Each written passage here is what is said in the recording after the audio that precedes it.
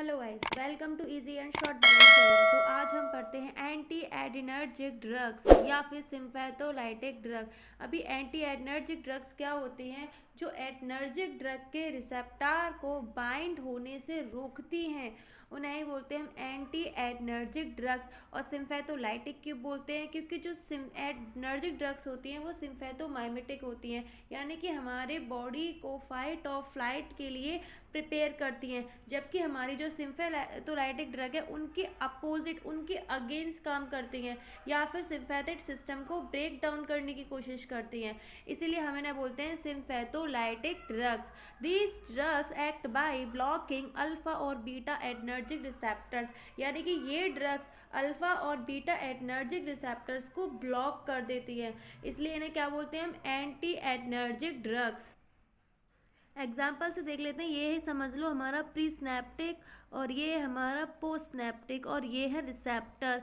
जो हमारा non Adeline है वेसिकल से निकलकर, क्या निकलकर? वेसिकल से निकलकर रिसेप्टर पे बाइंड होता है। लेकिन एडनर्जिक ड्रग की जगह अगर हमारा एंटी एडनर्जिक ड्रग बाइंड हो जाता है तो हमारा नॉन एडेलिन या एडेलिन अपने फंक्शंस के लिए रेस्पॉन्सिबल नहीं होता है, इसलिए इन्हें बोलते हैं एंटी एडनर्जिक ड्रग्स।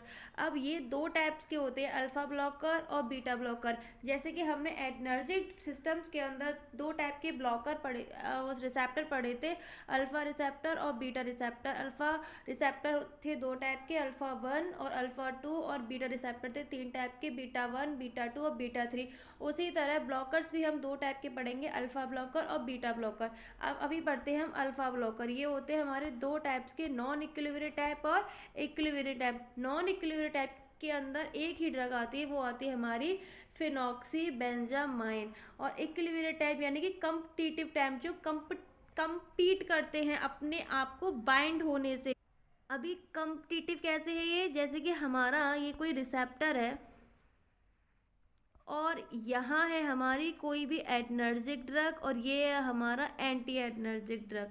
तो ये इस रिसेप्टर से बाइंड होने के लिए compete कर रहे हैं, यानी कि इससे ये एडनर्जिक ड्रग है, ये एंटी एडनर्जिक ड्रग है, ये एंटी एडनर्जिक compete कर रही है कि भैया मैं यहीं बाइंड होंगी, इसे लड़ रही है, इसे compete कर रही है सेम रिसेप्टर से बाइंड होने में, इसलिए इसे बोलेंगे कम्पिटिटिव टाइप, इक्विलिब्रियम टाइप। अब ये तीन टाइप्स की होती है, नॉन सेलेक्टिव, अल्फा 1 सेलेक्टिव और अल्फा 2 सेलेक्टिव। नॉन सेलेक्टिव मतलब वो अल्फा 1 से ही बाइंड हो सकती है, अल्फा 2 से ही बाइंड हो सकती है, उसका वो सेलेक्टिव नहीं है।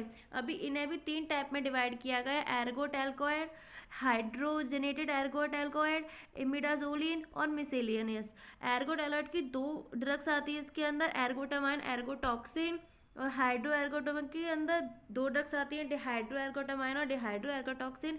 इमिडाजोलिन के अंदर भी दो ही ड्रग आती हैं, टोलाजोलिन और फेंटोलामाइन। और मिसलेनियस के अंदर भी दो ही ड्रग आती हैं, क्लोप्रोपामाइन और कीटानसेरिन। अब इन्हें याद करने का तरीका सबसे अच्छा है, सिर्फ एर्गोट एल्कलॉइड को याद कर लो, एर्गोटामाइन और एर्गोटॉक्सिन। और अगर इनके आगे हाइड्रो लगा लिया तो वो हाइड्रोजनेटेड एर्गोट एल्कलॉइड हो गया, हाइड्रोजनेटेड एर्गोटामाइन और डिहाइड्रो एर्गोटॉक्सिन। इमिडाजोल को टोलाजोलिन, क्योंकि इमिडाजोलिन के जोलिन आ रहा है पीछे, सेम यहाँ भी एक ड्रग में जोलिन आ रहा है, और फेंटोलामाइन को रिमेंबर कर लो। मिसलेनियस में दो ड्रग्स, क्लोरोप्रोपामाइन और कीटानसाइन। अभी अल्फा 1 सेलेक्टिव, अल्फा 1 सेलेक्टिव मतलब जो अल्फा ही रिसेप्टर के साथ, यानी कि उसी रिसेप्टर के साथ बाइंड हो जाएंगी, और जो हमारी एडनर्जिक ड्रग है जो अल्फा 1 पर बाइंड होगी उसे ब्लॉक कर देंगे। तो ये क्या होगी हमारी अल्फा 1 सेलेक्टिव। ये 4 ड्रग्स हैं, प्राजोसिन, टेराजोसिन, डॉक्साजोसिन और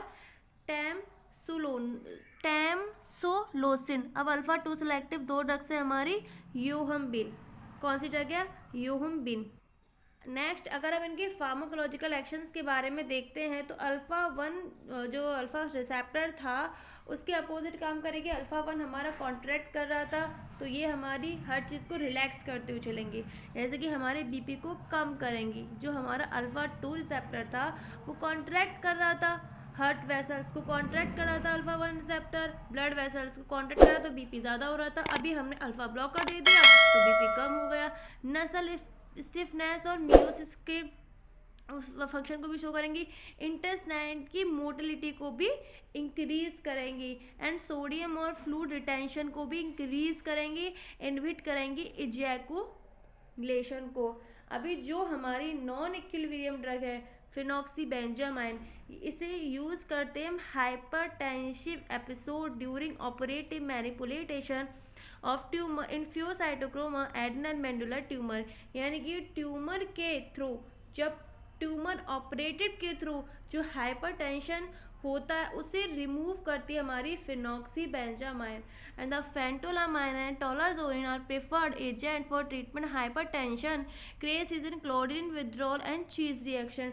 जैसे क्लोरिन विड्रॉल का मतलब क्लोरिन एक ड्रग होती है, अगर उसे छोड़ देते हैं तब जो हमारी हाइपरटेंशन हमारी बॉडी के अंदर हमें फील होती है उसे प्रिवेंट कर किसके थ्रू करेंगे हम, फेंटोलामाइन के थ्रू, या फिर चीज रिएक्शन में भी हम फेंटोलामाइन टोलाजोलिन का यूज कर सकते हैं।